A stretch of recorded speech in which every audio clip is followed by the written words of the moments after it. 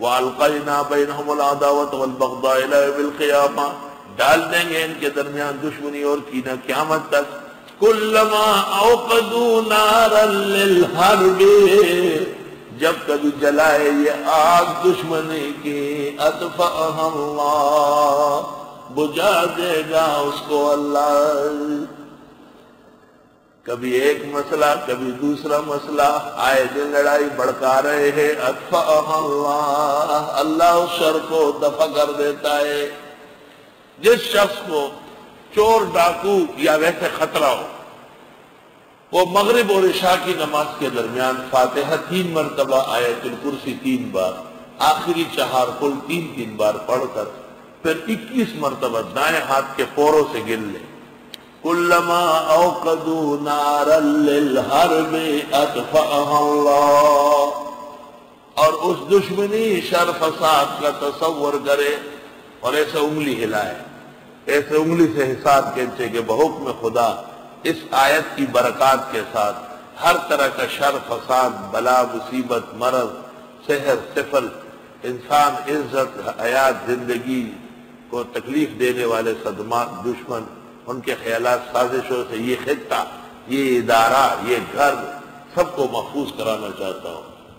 مفسرین نے لکھا ہے اللہ اس کو ہمیشہ کا امن اور خوشی نصیب فرمائے، جو کہاں آئے گا وہ ایسا جلس جائے گا جیسے کاغذ آگ میں جلس جاتا ہے، خراب ارادے سے جو وہاں آئے گا۔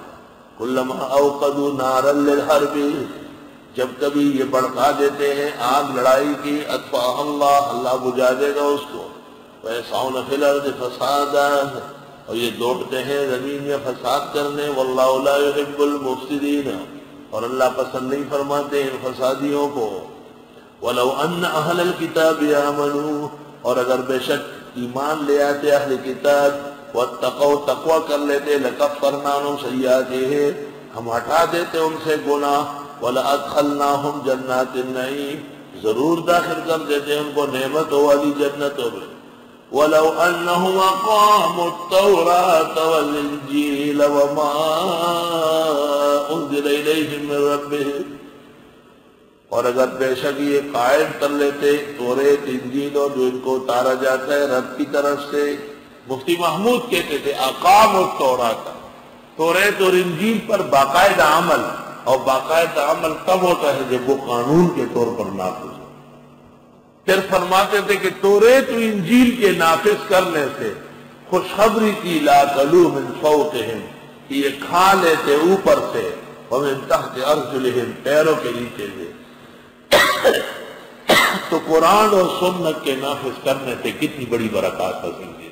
امن ملک میں اقتصادی ڈھانچے کی صحت، معیشت کی ترقی، ملک کی حفاظت، سرحدوں کی برتری، اسلام کی عزت کا سامان صرف اور صرف اسلام کی قدر اور تعظیم و نواز میں۔